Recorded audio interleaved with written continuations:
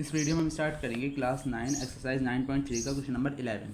Question number 11 है A B C and A D C two right angle with common hypotenuse A C prove that angle C A D equal है angle C B D के। ठीक है, A B सी क्या है? एक right angle है। A B सी जो है एक राइट एंगल है, इसका नाम दिए।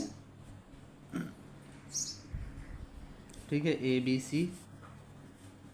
सी है राइट एंगल, और एक है ए डी सी और इसकी हाइपोटेनियस सेम है, तो ए इस तरह से है। ठीक है, हाइपोटेनियस दोनों की क्या है? सेम है। एक ट्रायंगल है ए बी सी और एक ट्रायंगल है ए डी सी, दोनों क्या है? राइट ट्रायंगल, यानी कि ये इन दोनों का समझो होगा 90 होगा, मतलब ये भी 90 होगा, ये भी 90 होगा। हमें प्रूव करना है, क्या प्रूव करना है? एंगल सी ए डी यानी कि इस वाले एंगल को इक्वल प्रूव करना है सी बी डी के। सी बी डी यानी कि हमें लाइन ड्रॉ करना पड़ेगी यहाँ, यानी कि इस वाले एंगल को इसके इक्वल प्रूव करना है, एंगल 1 को इक्वल प्रूव करना है एंगल 2 के।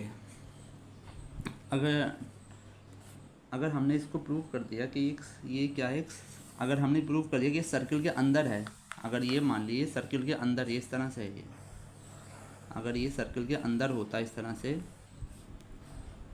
ठीक है, ये क्या होता? सर्किल के अंदर होता, सर्किल के अंदर होता तो क्या होता है? ये दो सेगमेंट होगा, एक वन सेगमेंट और एक माइनर सेगमेंट, एक मेजर सेगमेंट में, और सेम सेगमेंट में जो एंगल बनते हैं वो आपस में इक्वल होते हैं। अगर ये सर्किल के अंदर होता तो ये डायरेक्ट प्रूव हो जाता, क्योंकि ये सेम सेगमेंट में बन रहा है, ये सर्किल है, ये वाले सेगमेंट बन रहा है और ये भी सेम सेगमेंट में बन रहा है, तो ये आपस में इक्वल हो जाते हैं। लेकिन हमें गिवन नहीं है कि सर्किल के अंदर है। अगर हमें प्रूव कर दिया कि साइक्लिक क्वाड्रिलेटरल है, यानी कि सर्किल के अंदर है, तो क्या माना जाएगा? एंगल इक्वल हो जाएगा एंगल बी के इन सेम सेगमेंट। ठीक है, सेम सेगमेंट समझ गया ना? ये यहाँ पे एक बन रहा है और दूसरा बन रहा है, ये दोनों आपस में इक्वल होंगे। तो सबसे पहले हमें क्या गिवन है?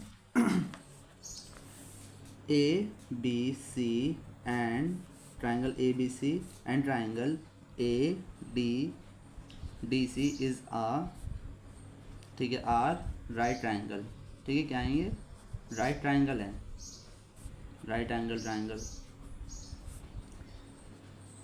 जब राइट एंगल ट्राइंगल है तो इससे हमें क्या पता चला? एंगल बी और एंगल डी कितने के? 90। Angle B equal angle D equal है आपका 90 डिग्री के। ठीक है, ये दोनों 90 के इक्वल हैं। अगर हम इन दोनों को ऐड कर दें, अगर हमने ओपोजिट एंगल, अगर इसके ओपोजिट एंगल 180 के होंगे तो ये क्या हो जाएगा? साइक्लिक क्वाड्रिलेटरल हो जाएगा। तो इसको ऐड कर देंगे, adding angle B and angle D.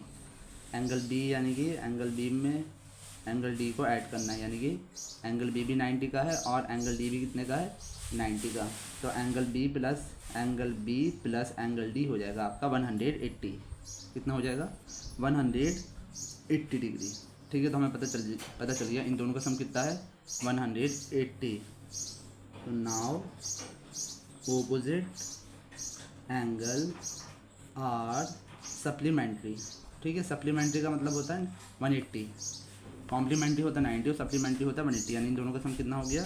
180। तो therefore A B C D is a cyclic quadrilateral.